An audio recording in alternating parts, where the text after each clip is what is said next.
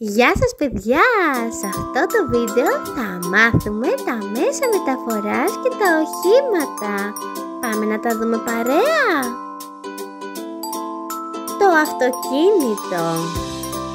Πώς κάνει το αυτοκίνητο, παιδιά?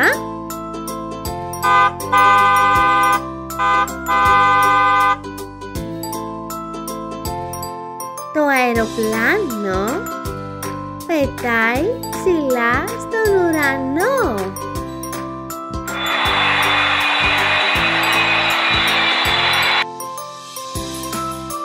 Το λεωφορείο.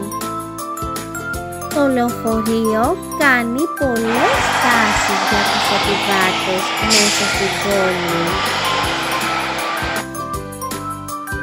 Η μοτοσικλέτα έχει 2 ρόδες.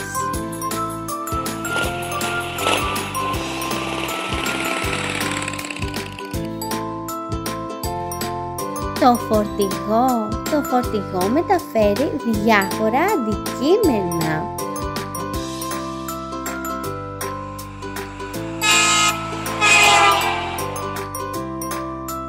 Το πυροσβεστικό είναι ένα μεγάλο όχημα που σβήνει φωτιές.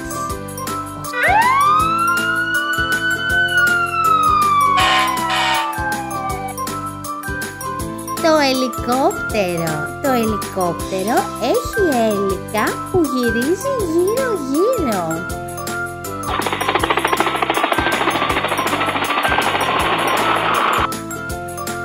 Το περιπολικό είναι το αυτοκίνητο που έχουν οι αστυνομικοί.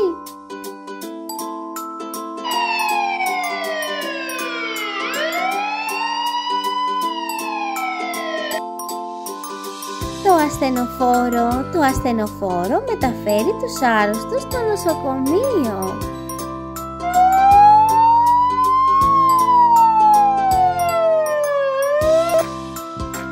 Το ταξί είναι σαν το αυτοκίνητο και ο οδηγός σε πάει όπου εσύ θέλεις. Συνήθως έχουν κίτρινο χρώμα.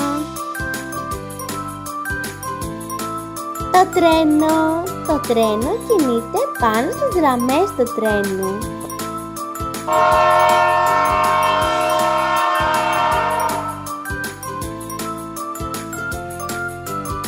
Αυτά ήταν κάποια από τα οχήματα και τα μεταφορικά μέσα. Θα τα πούμε την επόμενη φορά.